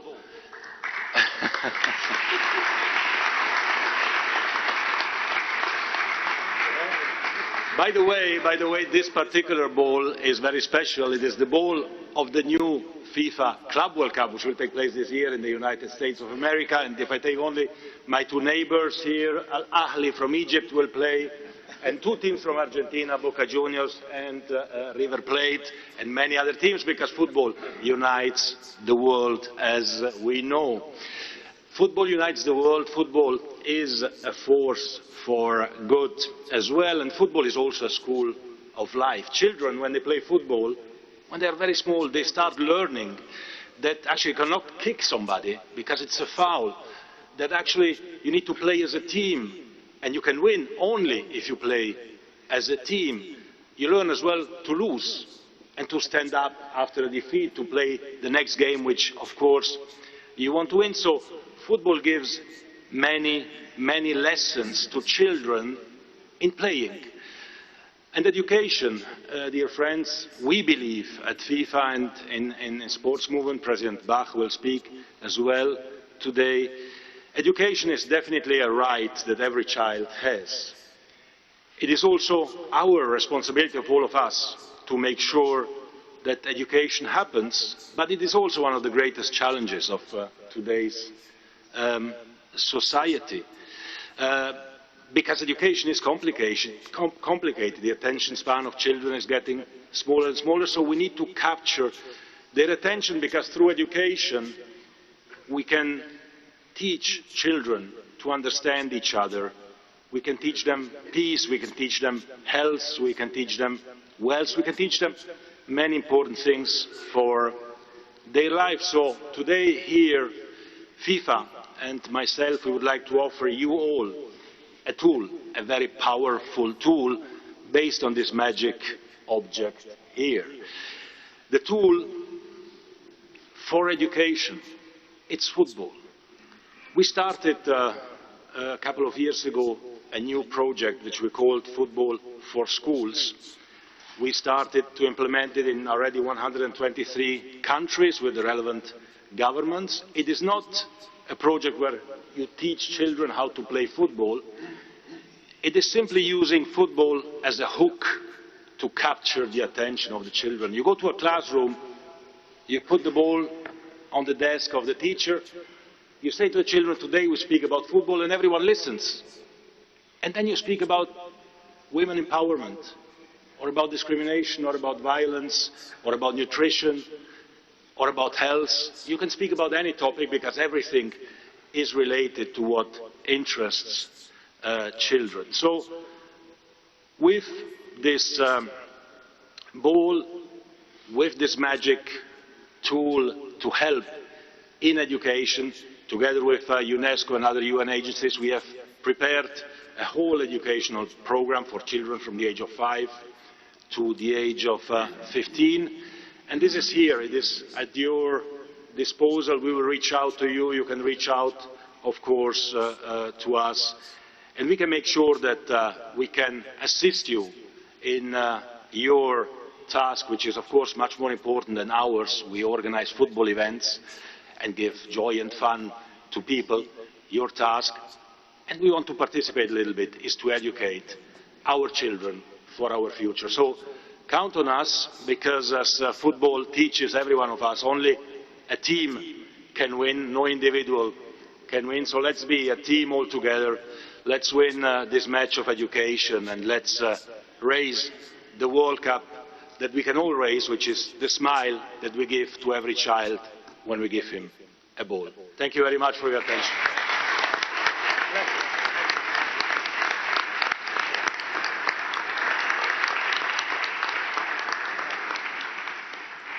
I would now invite our second speaker. Eccellenza, permetteteci di interrompere solo un attimo. Allow us just to stop for 1 second to ask President Infantino, just before these distinguished delegates, to bring to Rome for the second World Day of Children, so your football agendas and children. I think the Pope will be very, very happy, and so will be the children. Well, with great pleasure. We will do wonderful things. Don't worry.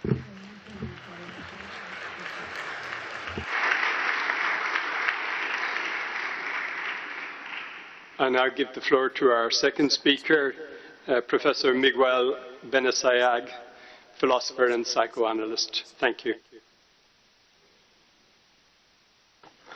Buenos días. Yo voy a hablar tanto lo que soy. Good morning. I am a scientific scholar. I have been working for almost 30 years, and I'm working on the interface between brain culture and digital machines. And so I am a scholar. I would like to put a message and put it here, but in any case, so we talk about the right to education and the need to be able to finance education. But as a scholar, I would like to raise a couple of points as elements of complexity, because talking only about rights to education is not sufficient from a certain point of view.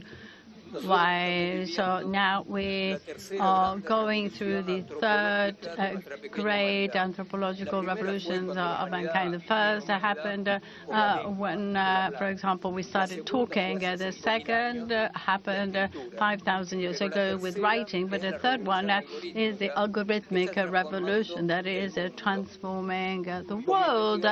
As a scholar, my work leads me to be quite astonished. There is not even one living being in the world, a plant or human, that is not biologically hybridized with technological advances. So there are now living beings.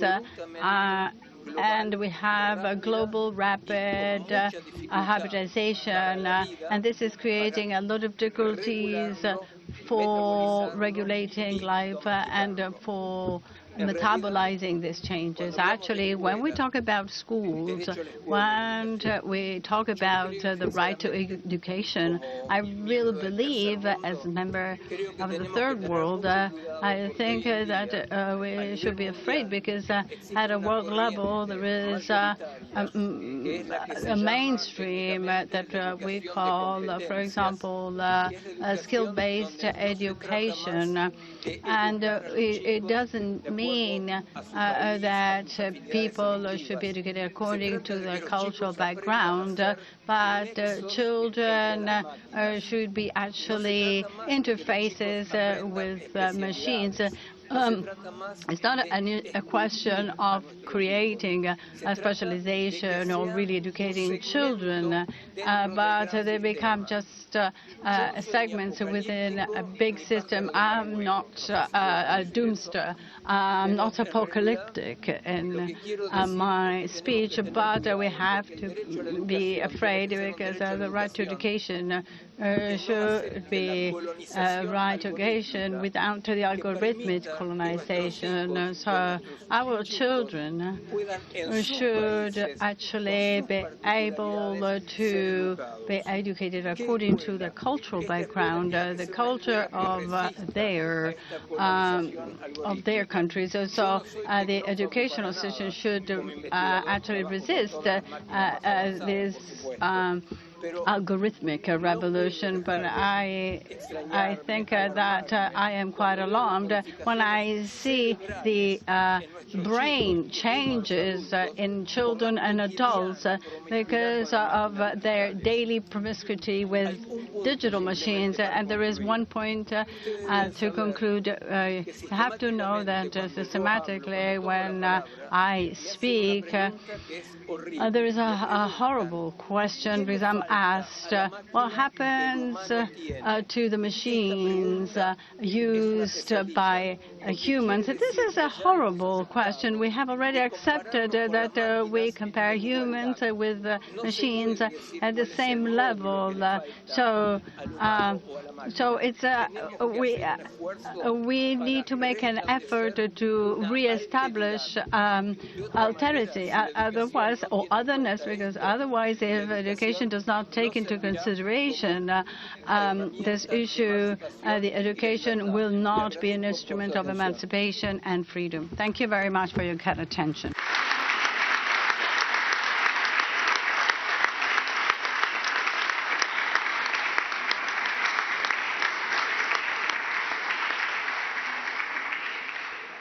Thank you very much, Professor. Our next speaker is Professor Marco Impagliazzo, the President of the Community of Sant'Egidio. Buongiorno. Good morning. We are here to reaffirm the right to education. I very much agree with what Mr. Draghi said. We must invest in schools. I very much agree with what my dear friend Miguel Sayag said. What school? What education? I would like to add that before football, there's something else that is magic, and that is school. School is magic. It's extraordinary. It's sacred, because the path to overcome distortions requires ensuring for everyone that treasure of knowledge that no thief can steal, that field of the future that can enlighten everyone's path. Tajani Malala, Nobel laureate for peace, said that education is the only solution to the evil of the world. And today, the evil in this world is, above all, war. We've talked a lot about this. The Holy Father mentioned it.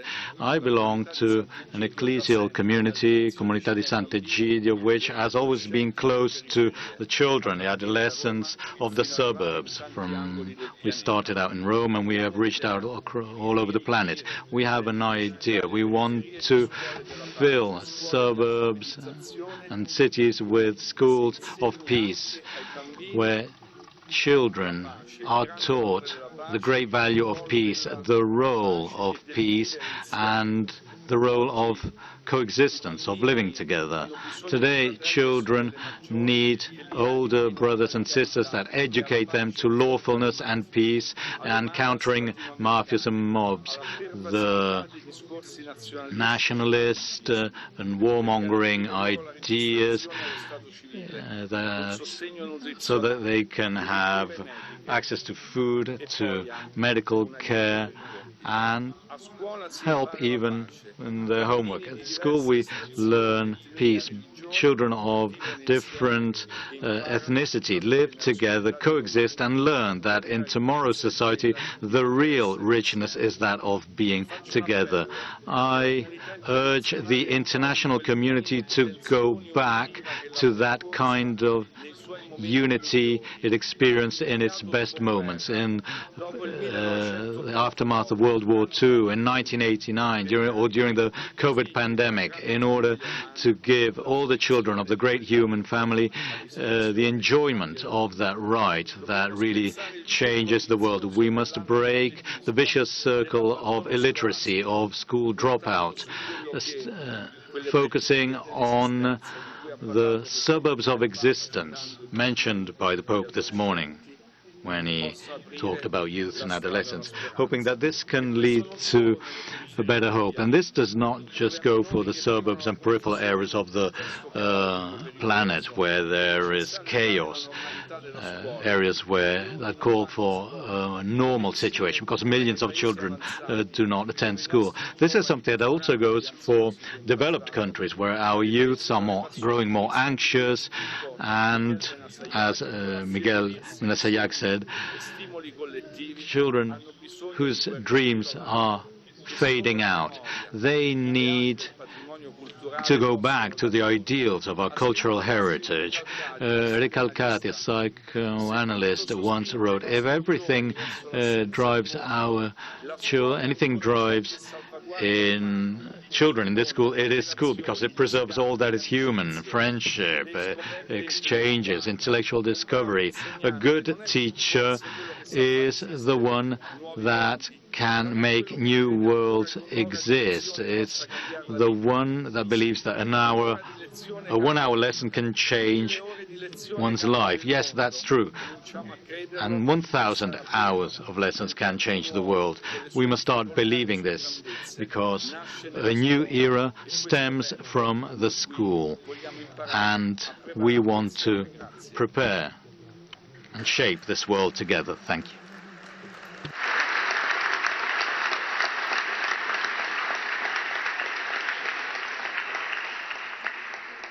Thank you again, Professor. Grazie mille, professore Impagliazzo. L'ultimo relatore di questa tavola rotonda è il rabbino David Rosen, che è consulente speciale della Family House abramica di Abu Dhabi, e ovviamente era anche il principale rabbino dell'Irlanda.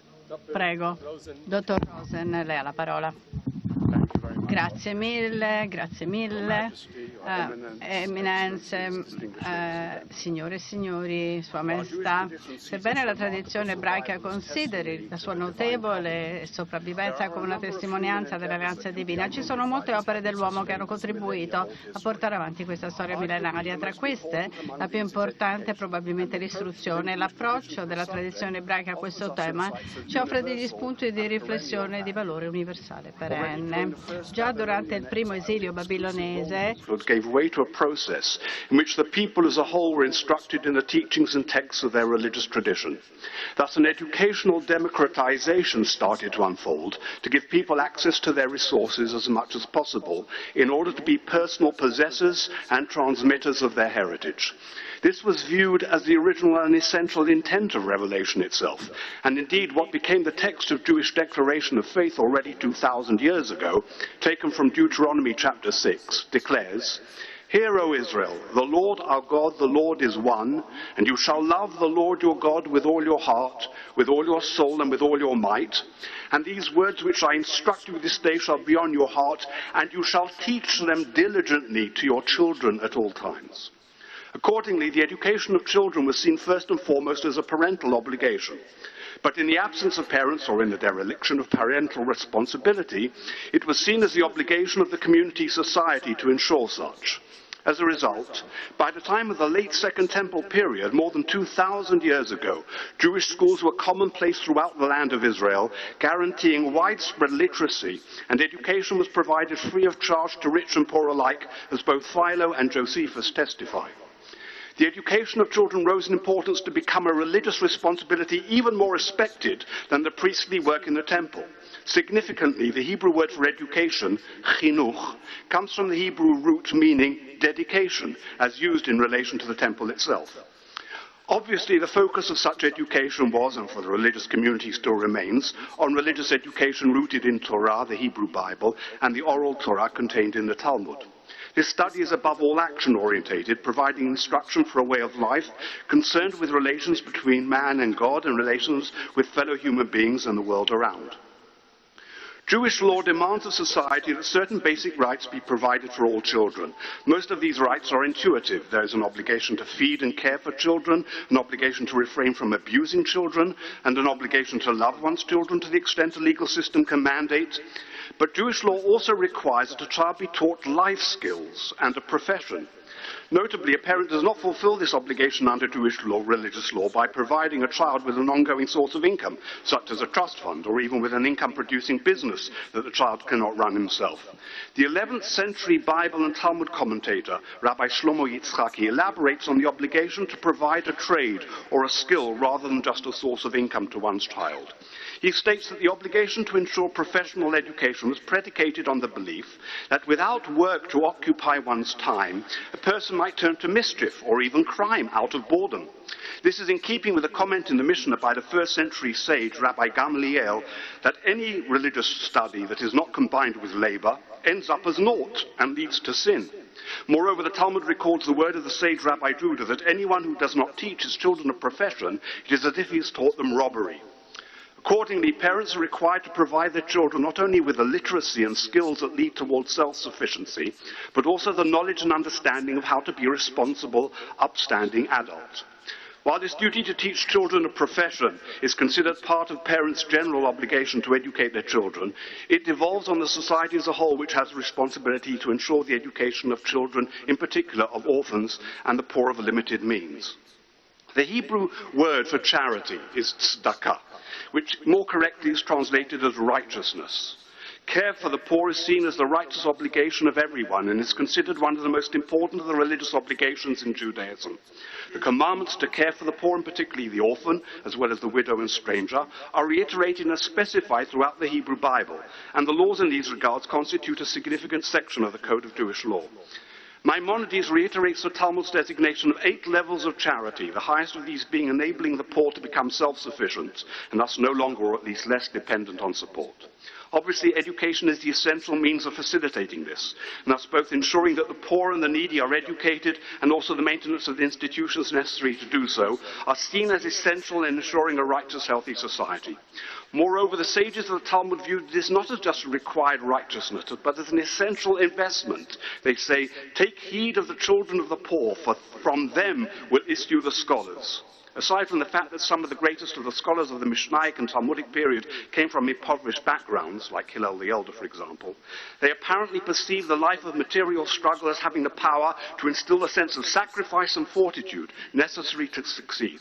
But perhaps above all, they were fully aware of the fact that impoverishment prevents the development of a child's potential. And it is through education that talents can emerge that are hardly evident beforehand, to the benefit not only of the student, but to the benefit of society at large, not least of all through dramatically reducing poverty itself and guaranteeing a healthy and sustainable society. Thank you.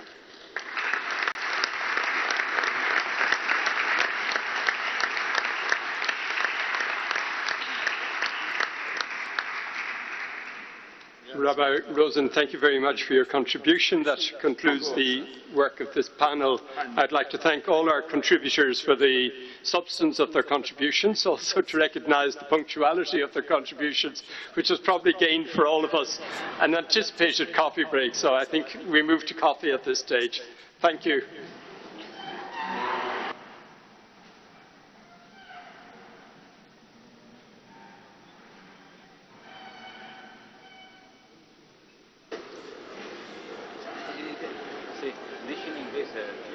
Mandiamo la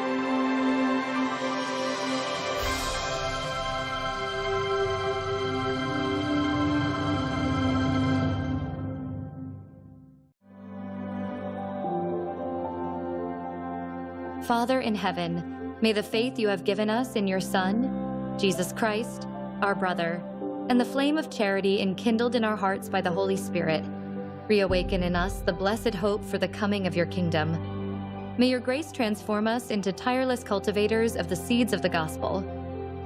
May those seeds transform from within both humanity and the whole cosmos in the sure expectation of a new heaven and a new earth. When with the powers of evil vanquished, your glory will shine eternally. May the grace of the Jubilee reawaken in us, pilgrims of hope, a yearning for the treasures of heaven. May that same grace spread the joy and peace of our Redeemer throughout the earth. To you, our God, eternally blessed, be glory and praise forever. Amen.